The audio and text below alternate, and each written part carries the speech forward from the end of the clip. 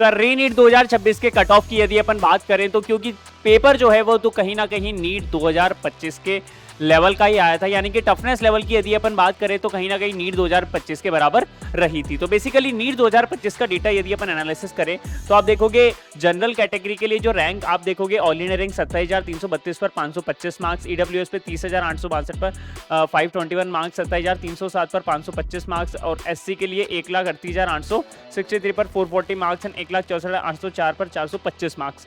तो ये finally cut off all India rank और मार्क्स अगर इतने आए थे, मतलब ये कट ऑफ रही थी बेसिकली 2025 के अंदर। और क्योंकि कहीं ना कहीं आप देखोगे तो अप्रोक्सीमेटली लेवल वही रहा था इस साल भी रीनीट 2026 का यदि अपन देखें तो बेसिकली यहाँ पर ऑल इंडिया रैंक पर बेसिकली देखो जो है आपका सिलेक्शन डिपेंड करता है। तो आप देखोगे कि यार यहाँ पर कहीं ना कहीं आप देखोगे पहले से थोड़ा बढ़ेगा ऑल इंडिया रैंक। क्यों बढ़ेगा? क्योंकि मेडिकल सीट्स भी तो बढ़ती हैं, इसलिए आप देखोगे कि हर साल आप ट्रेंड देखोगे 22, 23, 24 तो आपको हर साल कहीं ना कहीं 1 से 2000 ऑल इंडिया रैंक बढ़कर ही आपको कट ऑफ जो है देखने को मिलेगी। तो बेसिकली यहाँ पर देखते हैं तो 28,000 से 29.5 के तक आपको नेटवर्क 540 से 550 मार्क्स तक यदि आपके आ रहे हैं तो आप बिल्कुल सेफ जोन में आपका सिलेक्शन होगा। और 30K से 35K के बीच में आपकी रैंक आएगी, उसमें 532 से 543 मार्क्स आपके होने चाहिए। 28K से 30K के बीच में यदि रैंक आएगी और मार्क्स यदि आपके रहेंगे 541 से 551 तक तो आपकी ये रैंक आपको देखने को मिलेगी और श्योर है आपका सिलेक्शन हो जाएगा। और 1.4 लाख से 1.5 लाख के बीच में 449 से 460 मार्क्स यदि आपके हैं और यदि आप एसटी कैटेगरी से बिलोंग करते हैं